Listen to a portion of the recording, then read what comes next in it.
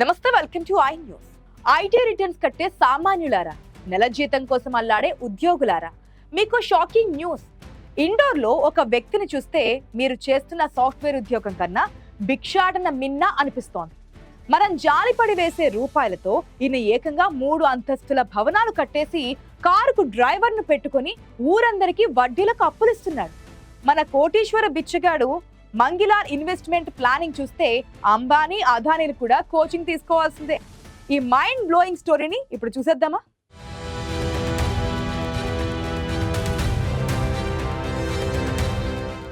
అయ్యా సామాన్యులారా, ఒకసారి మన మంగిలాల్ బిజినెస్ మోడల్ ని నిశ్చితంగా గమనించండి. మనం తెల్లారి లేస్తే ఆఫీసులకు వెళ్లి బాస్ తిట్లు తింటూ ఈఎంఐల కోసం ఏడుస్తూ బతుకుతుంటే, మన మంగిలాల్ మాత్రం చాలా సింపుల్ గా ఇండోర్ లోని సరాఫా బజార్ లో ఒక తోపుడు బండి మీద సెటిల్ అయిపోయారు. ఆయన వేసుకున్న చిరిగిన చొక్కా, ఆ దీనమైన ముఖం చూసి జనం ఏమనుకుంటారంటే, పాపం ఈయనకు మనమే దిక్కు అని. కానీ అసలు విషయం ఏంటంటే, ఆయనకి మనం కాదు, మనకే ఆయన దిక్కు. అధికారులు వచ్చి ఆయన ఆస్తుల చిట్టా విప్పితే అది భాషా రేంజ్ లో ఉంది. వినండి.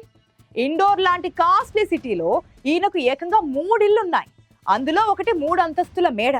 ఈయన భిక్షాటన చేస్తూ అంత మేడ ఎలా కట్టాడని అడిగితే, బహుశా కష్టపడి అడుక్కుంటే ఏది అసాధ్యం కాదు అని సమాధానం ఇస్తారేమో.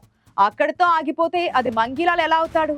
సొంతంగా 3 ఆటో రిక్షాలు, ఒక లగ్జరీ స్విఫ్ట్ డిజైర్ కారు కూడా ఉన్నాయి. మరీ విడ్డూరం ఏంటంటే, ఆ కారు నడపడానికి ఈయన ఒక డ్రైవర్ కి కూడా జీతానికి పెట్టుకున్నాడట. అంటే యజమాని అడుక్కోవడానికి వెళ్తే డ్రైవర్ కారు తుడుచుకుంటూ వెయిట్ చేస్తాడన్నమాట. ఏంటి బ్రో ఈ రేంజ్? ఇక ఈయన ఫైనాన్షియల్ మేనేజ్మెంట్ గురించి వింటే వాల్ స్ట్రీట్ దిగ్గజాలు కూడా షాక్ అవ్వాల్సిందే. మరి పొద్దుటి నుంచి సాయంత్రం దాకా జనం దగ్గర వసూలు చేసిన చిల్లరను సాయంత్రం అయ్యేసరికి సరాఫా బజార్లోని బంగారం వ్యాపారులకు భారీ వడ్డీలకు అప్పులుగా ఇస్తాడు. అంటే ఇటు భిక్షాటన, అటు వడ్డీ వ్యాపారం, 2 చేతుల సంపాదన అన్నమాట. ఆఖరికి ప్రభుత్వం పెద్దల కోసం ఇచ్చే పిఎం ఆవాస్ యోజన ఫ్లాట్ ను కూడా వదలకుండా తన వికలాంగుల కోటాలో కొట్టేశాడు. ఒక కోటీశ్వరుడు పేదల పథకాన్ని కూడా వాడేసుకోవడం చూస్తుంటే మంగిలాల్ ఆశకి ఆకాశమే హద్దు అనిపిస్తోంది. ప్రస్తుతం అధికారులు ఈయన అకౌంట్లు చూసి పిచ్చెక్కిపోతున్నారు.